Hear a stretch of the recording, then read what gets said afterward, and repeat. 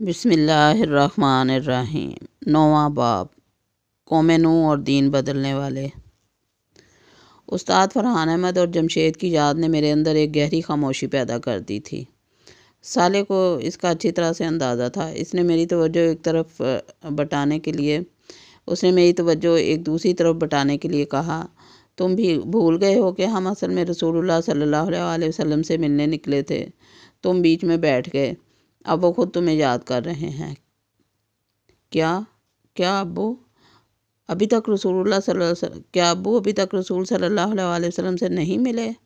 انور نے حیرت سے کہا۔ صالح وضاحت کرتے ہوئے کہنے لگا، امت محمدیہ کا ہر وہ شخص جو میدان حشر سے کامیاب ہو کر آتا ہے، اس کے گھر والے اس کا استقبال کرتے ہیں، پھر دیگر کامیاب لوگوں کے ساتھ اسے رسول اللہ صلی اللہ علیہ وسلم کے مبارک ہاتھوں سے جام کوثر پینے کی سعادت ملتی ہے۔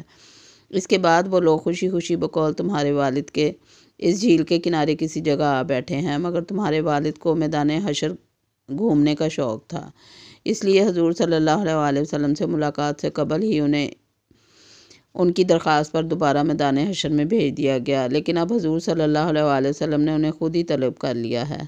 خیریت طلبی کی کوئی خاص وجہ؟ نائمہ نے پوچھا تو صالح نے جواباً کہا، بات یہ ہے کہ امتوں کا حساب ہوتے ہوتے اب حضرت نوح علیہ السلام کی قوم کا حساب کتاب شروع ہوا ہے، مگر ان کی قوم نے اس بات ہی سے انکار کر دیا ہے کہ نوح علیہ السلام نے ان تک خدا کا کوئی پیغام پہنچایا تھا۔ یہ کیا بات ہوئی؟ وہ یہ کیسے کہہ سکتے ہیں کہ ان تک خدا کا پیغام نہیں پہنچا؟ ان کو تو دنیا ہی میں اس جرم میں غرق کر دیا گیا تھا کہ انہوں نے حضرت نوح علیہ السلام کے پیغام کو جھٹلایا تھا۔ اللہ تعالیٰ کے اس فیصلے کے بعد وہ اس کے سامنے کھڑے ہو کر یہ کیسے کہہ سکتے ہیں کہ حضرت نوح علیہ السلام نے ان تک خدا کا پیغام نہیں پہنچایا؟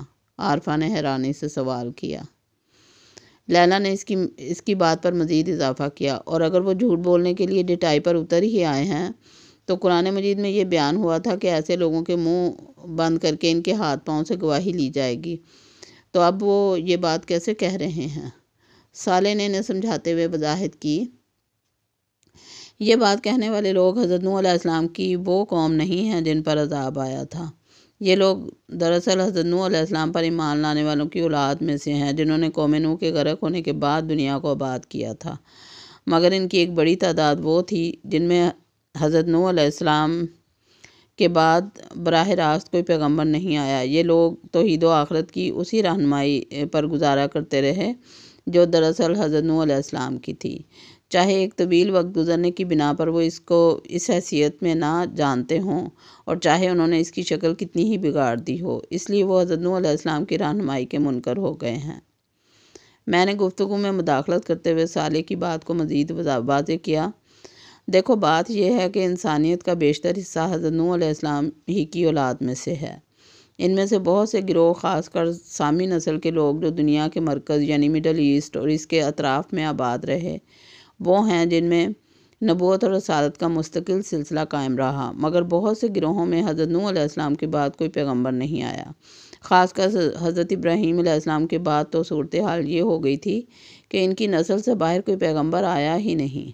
چنانچہ یہی وہ باقی لوگ ہیں جو اولاد نوح یا قوم نوح میں سے ہیں۔ انہیں امتوں کے حساب کتاب کے موقع پر حضرت نوح علیہ السلام کی امت کے ساتھ پیش کیا گیا ہے، مگر یہ لوگ براہ راست حضرت نوح علیہ السلام کی تعلیمات کو ان کے نام سے اس طرح نہیں جانتے جس طرح اہل کتاب یا مسلمان جانتے تھے۔ چنانچہ ان لوگوں نے حضرت نوح علیہ السلام کے پیغام پہنچانے کا انکار کر دیا، اور ان کی یہ بات ایک طرح سے غلط نہیں ہے۔ صالح نے میری بات کو آگے بڑھاتے ہوئے کہا، عبداللہ نے ٹھیک کہا، حقیقت یہ ہے کہ نوح علیہ السلام کی قوم تک خدا کا پیغام اصل میں امت محمدیہ صلی اللہ علیہ وسلم نے پہنچایا تھا۔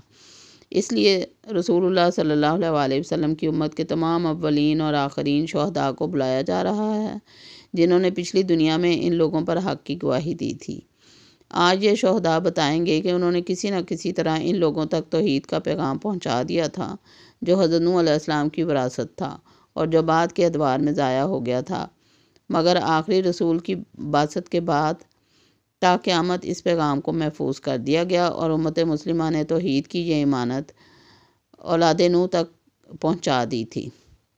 نائمہ نے میری طرف دیکھتے ہوئے پوچھا، تو پھر انہیں امت محمدیہ صلی اللہ علیہ وسلم کے ساتھ کیوں نہیں پیش کیا گیا؟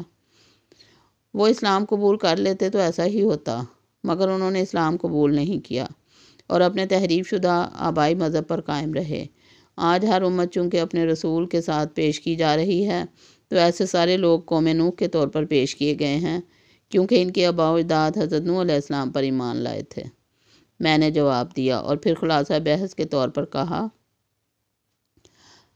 اپنی قوم کے ابتدائی حصے کو پیغام الہی خود حضرت نوح علیہ السلام نے پہنچایا اور آخری حصے کو مسلمانوں نے پہنچایا، جو نوح علیہ السلام سمیت تمام رسولوں کے پیغام توحید و آخرت کے امین تھے۔ چلو بھیا، اب بلایا جا رہا ہے، صالح مجھ سے مخاطب ہو کر بولا۔ اس کے ساتھ ہی ہم دونوں اٹھ کر وہاں سے روانہ ہو گئے۔ ہم ایک دفعہ پھر رسول اللہ صلی اللہ علیہ وآلہ وسلم کی بارگاہ میں موجود تھے۔ وہی نور، وہی جمال، وہی جلال۔ مجھے یہ محسوس ہوتا تھا کہ میں صدیوں سے حضور صلی اللہ علیہ وآلہ وسلم کو جانتا ہوں۔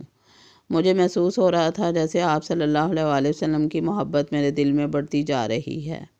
میں اس وقت بھی حضور صلی اللہ علیہ وآلہ وسلم کی مجلس میں پچھلی نشست پر بیٹھا ٹکٹکی باندھے حضور صلی اللہ علیہ وآلہ وسلم کے چہرہ پر نور کو دیکھے جا رہا تھا۔ حضور صلی اللہ علیہ وآلہ وسلم اس وقت تک اپنے قریب بیٹھے اصحاب سے کچھ گفتگو کر رہے تھے۔ اسی اثناء میں ان کے قریب ایک صاحب نے آ کر ان کے کان میں کچھ کہا۔ صالح نے، جو میرے ساتھ بیٹھا ہوا تھا، سرگوشی کے انداز میں مجھ سے کہا، یہ خادم رسول حضرت انس رضی اللہ تعالیٰ عنہ ہیں اور حضور صلی اللہ علیہ وآلہ وسلم کو تمہارے بارے میں بتا رہے ہیں۔ اس کے ساتھ ہی حضور صلی اللہ علیہ وآلہ وسلم نے نظر اٹھا کر مجھے دیکھا اور ایک دل نواز مسکراہٹ کے ساتھ میرا استقبال کیا۔ اس سے صالح کی بات کی تصدیق ہو گئی کہ حضرت انس رضی اللہ تعالیٰ عنہ نے میری ہی آمد سے حضور صلی اللہ علیہ وآلہ وسلم کو مطلع کیا تھا۔ پھر مسکراتے ہوئے حاضرین سے فرمایا، اللہ کے پیغمبر اور انسانیت کے جد امجد نوح علیہ السلام کی امت نے ان کی شہادت کو یہ کہہ کر قبول کرنے سے انکار کر دیا ہے کہ نوح علیہ السلام نے ان تک براہ راست کوئی پیغام نہیں پہنچایا۔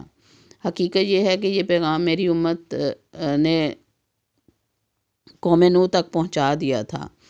آپ حضرات چونکہ تمام انبیاء علیہ السلام کے ماننے والے ہیں اور میری وساطت سے جو دین آپ کو ملا وہی نوح علیہ السلام کو بھی ملا تھا، اس لیے آپ کی یہ ذمہ داری ہے کہ حضرت نوح علیہ السلام کی طرف سے آپ لوگ اللہ تعالیٰ کی بارگاہ میں پیش ہوں اور یہ گواہی دیں کہ ایمان و عمل صالح کی جو دعوت نوح علیہ السلام نے دی تھی اور جو میں نے آپ لوگوں تک پہنچائی تھی، وہ آپ نے بلا کم و کاست قوم نوح تک پیش کر کے میرے اور نوح علیہ السلام کے مشن کی تکمیل کر دی تھی۔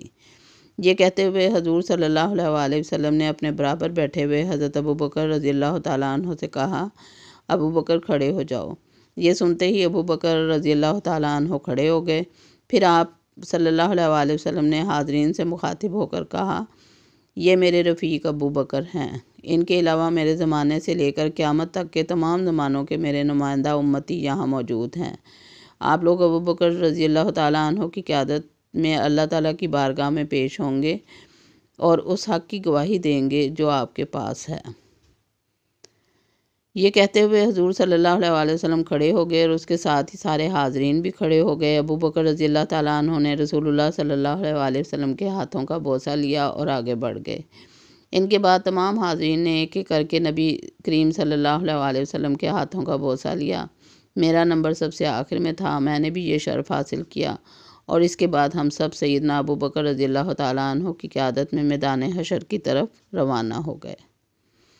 میں ان بزرگ ہستیوں کے درمیان سب سے پیچھے چل رہا تھا۔ صالح میرے ساتھ نہیں تھا۔ حضور صلی اللہ علیہ وآلہ وسلم کی مجلس سے اٹھتے وقت وہ مجھ سے یہ کہہ کر الگ ہو گیا تھا کہ یہ کار شہادت ادا کرنے تمہیں تنہا جانا ہوگا، البتہ وہاں سے واپسی پر میں تمہیں مل جاؤں گا۔ میں راستے میں دل ہی دل میں یہ سوچ رہا تھا کہ میں اس قابل نہیں کہ ایسی بابرکت اور بزرگ ہستیوں کے بیچ امت محمدیہ کی نمائندگی کروں۔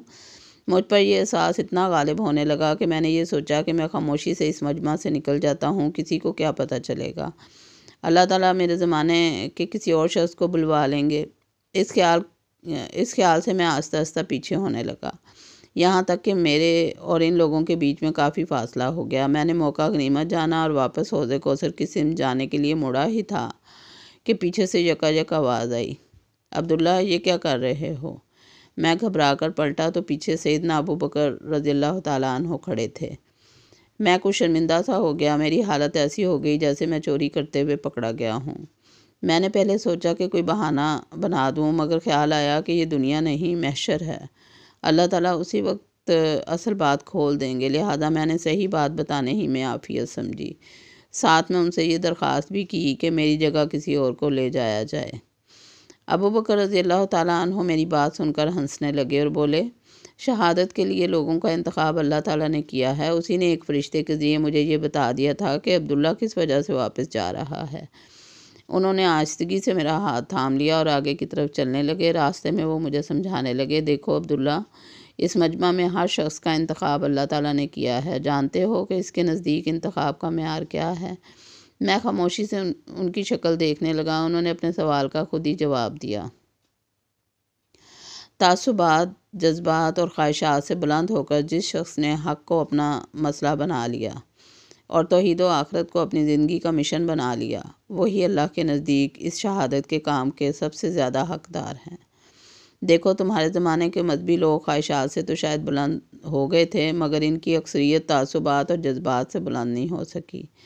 لوگ مختلف فرقوں اور مسالک کے اسیر تھے۔ وہ صرف اسی بات کو قبول کرتے تھے جو ان کے حلقے کے لوگ کریں گے۔ وہ لوگوں کو اپنے ہی فرقے کی طرف بلاتے تھے اور اپنے اکابرین کی بڑائی کے احساس میں جیا کرتے تھے، جبکہ تم صرف اللہ کی بڑائی کے احساس میں زندہ رہے۔ تم نے سچائی کو ہر قیمت دے کر قبول کیا اور ہر تعصب سے پاک ہو کر اختیار کیا۔ اللہ کی توحید تمہاری زندگی کا سب سے بڑا مسئلہ تھی، اور اللہ سے ملاقات پر لوگوں کو تیار کرنا تمہاری زندگی کا سب سے بڑا مقصد۔ پھر تم نے دعوت کا کام صرف اپنی قوم ہی میں نہیں کیا، بلکہ غیر مسلم اقوام تک قرآن کا پیغام توحید و آخرت پہنچانے کے لیے ایک طویل دعوتی جدوجہد کی۔ یہی ساری باتیں آج تمہارے انتخاب کا سبب بن گئی ہیں۔ وما علینا الا البلاغ۔ اللہ حافظ۔